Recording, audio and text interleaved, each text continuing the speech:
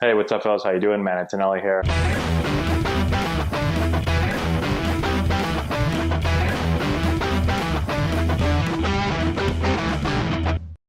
Hey, what's going on, everyone? Hope you're doing well. Matt Antonelli here. Today, we're going to talk about the mental side of the game. I want to make a bunch of these videos because I think it's an extremely important part of the game, and not a lot of players pay attention to it. Not a lot of players work on the mental side of the game.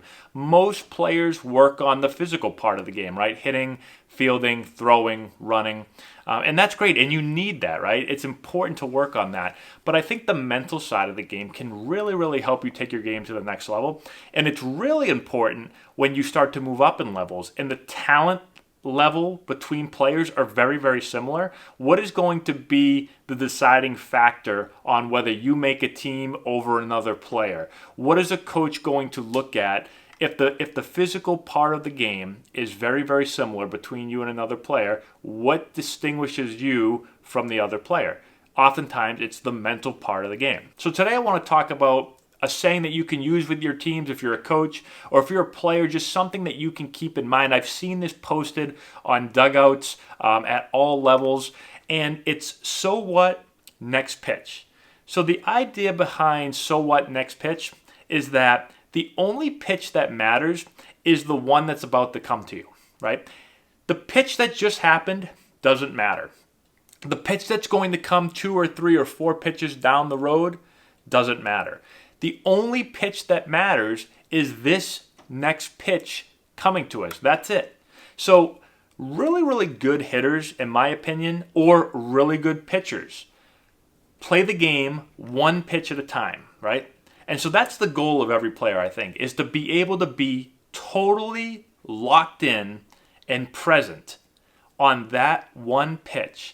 The players that can do that the best, again, regardless of position, right? Again, whether it's you're hitting, you're pitching, you're fielding, you've got to be able to be present for that next pitch. And it sounds easy, but a lot of players have a tough time doing it. So let's just go around the infield for a minute, or go around the field. Let's start in the batter's box, right? How many times have you gotten ready for an at-bat? You step in the batter's box. Something bad happens. The umpire calls a bad strike on you. You swing at a pitch that's not very good.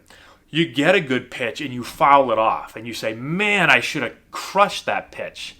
And you don't take the time to get rid of that pitch that you just swung and missed at, got a bad call on, fouled off, right? And when you get in for the next pitch, you're still thinking about that past pitch, right? And so now your mind is not in the present, and so you're not able to concentrate on that pitch. You're worried about the past pitch, and now you miss another one, or you chase a ball, right? Now all of a sudden, I chase a ball out of the zone because I'm not locked in on that pitch, because I'm living in the past. Right?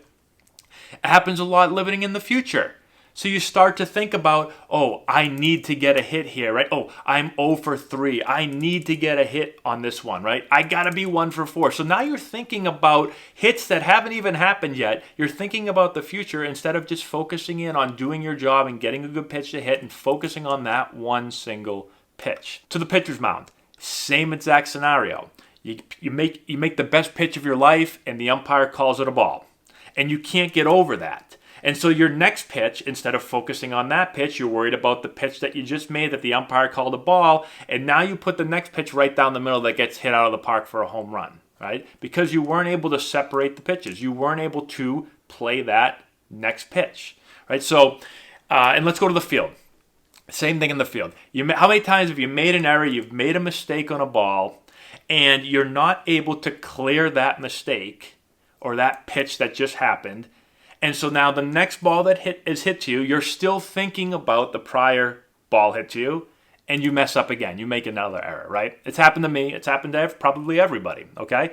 And so all examples of not being able to get locked in on the present pitch, not being able to have a mindset of, so what, next pitch, move on to the next pitch, right?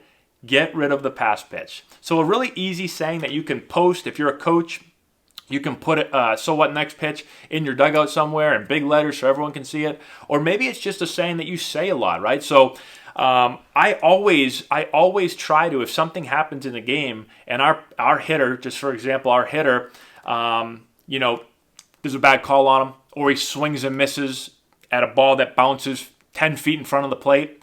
I typically, as a coach, I'm not going to say, hey, what are we doing? What are you swinging at right there? Why are you chasing that pitch? Because now I'm just making the hitter think even more about what they just did.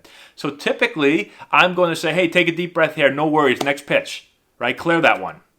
So just something easy and simple like that can get the hitter or the pitcher or the fielder to be able to get back locked in on the present moment, okay? Another couple of ways we've talked about in the past to kind of clear yourself, make sure you take some time, right? So if you do something that you don't like, let's stick with the example of chasing a bad pitch. Well, get out of the box for a second. Take a deep breath. Try to slow the game down and give yourself a second to kind of process what just happened. Let go of any emotions that are flooding your mind, and be able to then move on to the next pitch, right? Again, a lot of times what happens to players is things start to speed up because they do something they didn't want to do, and they don't take any time to reset. They just get right back in the box and they get angry, and now all of a sudden the game starts to speed up. Now my heart rate goes up. Now I start to sweat, and now I totally am not locked in on that next pitch that's coming in, right? So again, real simple stuff, I think, but a lot of players, if you're a player right now, you probably can think of dozens of times, maybe hundreds of times where this has happened to you. And you didn't do a great job of moving past whatever it was that happened that you didn't like. Or again, you're thinking about the future and you're anxious about something that hasn't even occurred yet, instead of locking in and doing your job on whatever the task is at hand. Okay, so really be where your feet are, be present as much as you can. And this doesn't just relate to baseball. This is really anything. This is just life in general. If you want to feel good and not be anxious and not be worried, lock in on what's happening right now and forget about all the other things that are going on in your life. So hopefully that helps you guys out. Let me know if you have any questions in the comment section below. Subscribe to the channel. Thank you to our patrons on Patreon for supporting the channel. We really appreciate it. And that's all we have. We'll talk to you later.